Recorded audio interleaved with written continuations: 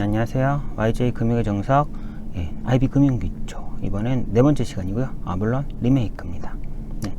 PF 종류 및 역사에 대해서 말씀드리겠습니다. 이번 강의는 PF의 종류 및 역사, PF에 대한 내용 사실 전 시간 했었죠. 그래서 PF에 대해서 종류 위주로 설명을 드리고, 그 다음에 SOC, 민간투자사업, 발전사업 이런 얘기가 사실은 PF라는 단어의 좀 광의 범위에는 들어가기 때문에 이런 PF라는 단어의 좀 광의, 협의 그런 개념의 레인지를 한번 보는 시간을 가져보도록 하겠습니다. PF 종류 및 역사입니다. 짜자잔 가고요. PF의 정의고요. PF는 당연히 프로젝트 파이낸싱. 저번에 말씀드렸다시피 시작과 끝이 있는 어떠한 프로젝트의 어떻게 보면 반대말은 프로젝트 파이낸싱의 반대말은 코퍼레이트 파이낸스라고 했죠. 어떤 시작과 끝이 있는 프로젝트에 대한 재원 조달이 PF인 거고, 어떻게 망할 수도 있지만 어쨌거나 기본적으로는 영구히 살아간다는 법인에 대해서, 코퍼레이트에 대해서 일정 기간 3년 대출을 하고 다시 또 리파이낸싱에 또 3년을 대출하고 이런 식으로 살아있는 기업이다 보니까 계속 유기적으로 계속 대출들이 일어나는 그런 게 코퍼레이트 파이낸싱이고요. 어느 한 스팟 시점에서 시작과 끝이 있고 앞뒤가 없는 이게 프로젝트인 거죠. 그 프로젝트를 끝내면서 정산하고 끝나는 거죠. 프로젝트 파이낸싱이 PF가 이런 녀석이라고 할 수 있어요. 그래서 프로젝트 파이낸싱, 프로젝트는 차주로부터 분리된 어떠한 프로젝트인 거, 프로젝트는 프로젝트죠. 그리고 파이낸싱은 재원 조달인 거잖아요. 그때 말씀드린 것처럼 어떠한 이거는 프로젝트 A 프로젝트가 있으면은 라이어빌리티 대출이나 론이나 채권, 본드로 재원을 조달하고 에쿼티 또 보통주, 우선주를 형태로 재원을 조달해서 예를 들어 100억 조달해서 그 200억 가지고 어떠한 공사를 하고 준공을 해서 팔아서 300억을 벌어서 회수하는 이런 게 프로젝트라고 할 수 있는 거죠. 그러니까 결국은 지금 파이낸스 얘기한 거죠. 결국 이런 론이나 본드 이런 라이어빌리티 쪽 재원 조달과 보통주, 우선주 같은 에쿼티 쪽 재원 조달 둘 다 파이낸싱이죠. 파이낸싱 그런 거고요. 그래서 프로젝트가 어떠한 프로젝트인지 따라서 또 PF는 어떠한 방식인지 그러니까 파이낸싱의 방식에 대해서 이제 여러 약간 매트릭스처럼 나눌 수 있고요. 프로젝트가 어떠한 것이냐라면 이제 일반적으로는 부동산 개발 사업, 또 주거 시설에 한정된 것을 좀 PF라고 하는 경우도 있는데, 일단은 제대로 된 범위를 보면은 프로젝트니까 민간 투자 사업, SOC 관련, 인프라스트럭처 관련, BTL, BTU 사업도 프로젝트죠. 해서 끝나는 거고, 발전 사업, 발전소를 짓는 것도 발전 사업은 약간 발전 자회사, 발전 회사들은 좀 코퍼레이트에 가깝기도 해요. 코퍼레이트에 가깝기도 한데 일단 인프라랑도 가까우니까 얘는 약간 중간, 세모. 얘는 프로젝트 파이낸스에 가깝고 얘도 프로젝트 파이낸스에 가까워요. 그런 어쨌거나 그러니까 프로젝트에 가깝죠. 발전 사업은 약간 프로젝트가 아닌 것 같기도 해요. 좀 세모로 할게요.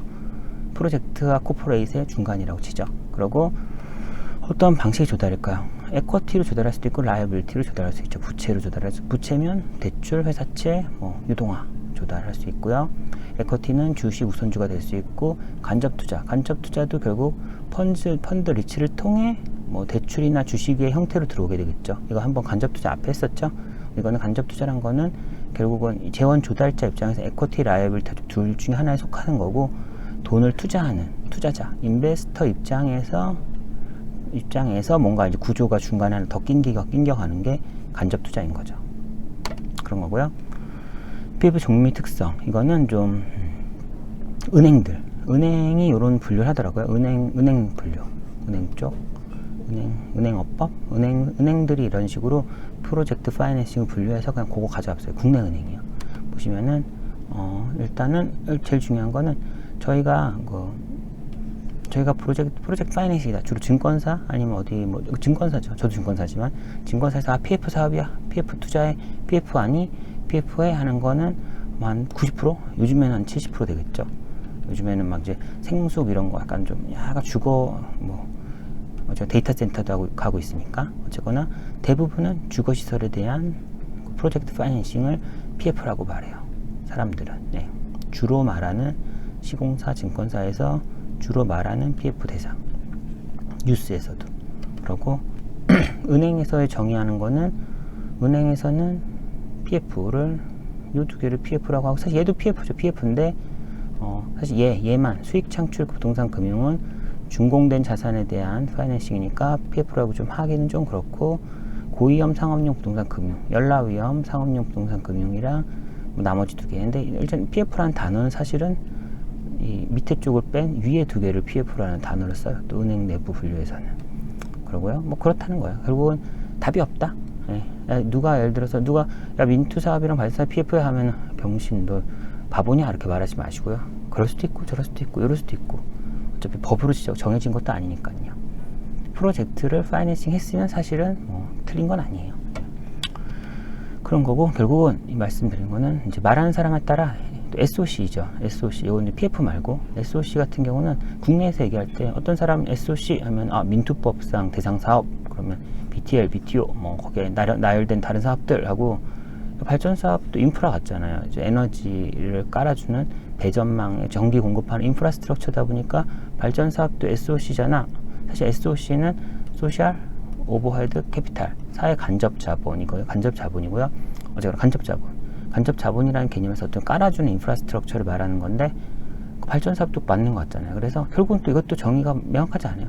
SOC라고 말할 때 그러니까 민투법상 SOC, 민간투자 사업만 SOC라고 말하는 사람도 있고 발전 사업도 사실상 SOC의 성격이니까 SOC잖아 라고 말하는 SOC의 범위도 일단 이렇게 두 개 정도가 돼요.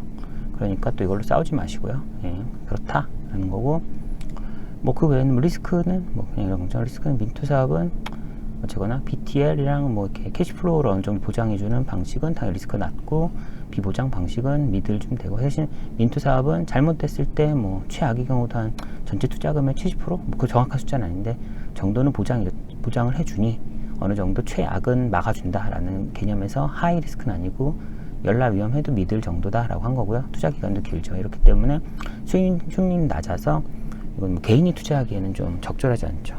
그렇고 뭐 발전 사업도 발전 사업은 로우 리스크는 아니고요. 좀 그러고 쭉쭉쭉 개발 사업은 당연히 뭐 워낙 레인지가 다양하죠. 트렌치를 어떻게 나누냐에 따라서 리스크도 바뀌니까요. 어쨌거나 오늘 말씀드리고 싶은 거는 PF는 생각보다 넓다. 근데 우리가 옆 사람이 밥 먹으면서 말하는 PF랑 제가 생각하는 PF랑 범위가 다를 수도 있다. 하지만 진정한 단어의 의미로 보면은 프로젝트, 어떤 시작과 끝이 있는 프로젝트에 대해서 에쿼티나 라이어빌리티 형태로 재원을 조달하는 파이낸싱 하는 거라면 사실은 PF다. 예, 그럴 수도 있다 라고 하고 SOC도 좀 범위가 다양하다. 싸우지 마시오 라는 게 오늘 하고 싶은 말이에요. 그리고 마지막으로 국내 PF 역사는 사실은 프로젝트 파이낸싱은 차주로부터 분리된 프로젝트에 대해서 프로젝트의 사업성을 근거로 파이낸싱을 해야 돼요.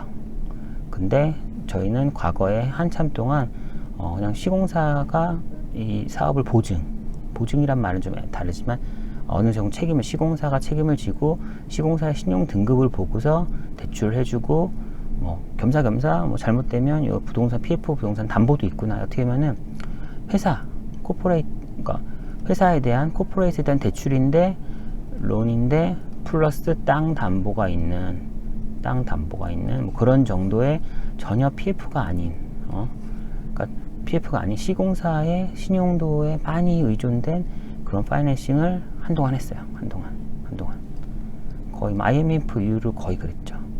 그러면서 시공사의 등급을 좀 루즈하게 봐주거나 더 깐깐하게 봐주거나 이 정도의 차이는 있었죠. 처음에 한 2000년 처음에는 뭐 예를 들어 트리플 B급도 뭐 해외 투자 뭐 캄보디아 뭐 이런 데 투자할 때 트리플 B의 신용 등급으로도 많이 PF가 됐어요. 하지만 많이 이제 디폴트가 나면서 2007년인가 7, 8년에 시공사들이 많이 정리되가 좀 많이 디폴트 나면서 워크아웃 가면서 이러면 안 되겠구나 해서 여기서 시공사 등급을 좀 더 높게 보는 뭐 A 등급 이상을 보는 그런 PF가 아니죠. 시공사의 등급을 보고 시공사의 보장을 통해서 갖는 거였는데 이제 뭐 2010년 이후에는 어쨌거나 시공사 우발체물 공시 강화, 시공사도 더 이상 이렇게 많은 걸 책임질 수가 없었고 또 뭐 증권사든 뭐든 다양한 금융 쪽의 경쟁자들이 나오면서 조금 더 시공사한테 유리한 조금 더 이론적인 프로젝트 파이낸스에 가까운 PF가 일어났어요. 그래서 시공사의 일방적인 신용보강이 많이 악화되고 결국은 그러니까 신용보강 처음에는 채무인수 완전히 시공사 다 덤탱이 쓰는 거고 조건부 채무인수 그것도 거의 비슷한데 나중엔 자금 보충에 책임 준공 이런 식으로 점점 약해져 갔죠. 시공사의 책임은 각자가 자기 분야를 책임지는 거죠. 지금 금융사는 금융에 대한 책임을 지고 시공사는 사실 시공에 대한 책임만 지고 각자의 분야만 책임을 지면서 중간 그레이 에어리어는 좀 구조적으로 보완하는 사실 이상적인 PF, 이론적인 PF로는 가고 있는 것 같고요. 과거 과거에 사실 편했죠. PF를 좀 빡시게 분석 안 해도 당 시공사에 대한 분석과 시공사의 등급을 보고서 사실은 들어갔었으니까. 근데 어쨌거나 지금은 조금 더 이상적인 이런 PF라는 단어에 맞는 PF 세계로 왔다라는 말을 드리면서 아마 끝일걸요. 네. 오늘은 여기서 마치겠습니다. 네, 수고 많으셨고요. 다음에 뵙겠습니다. 안녕.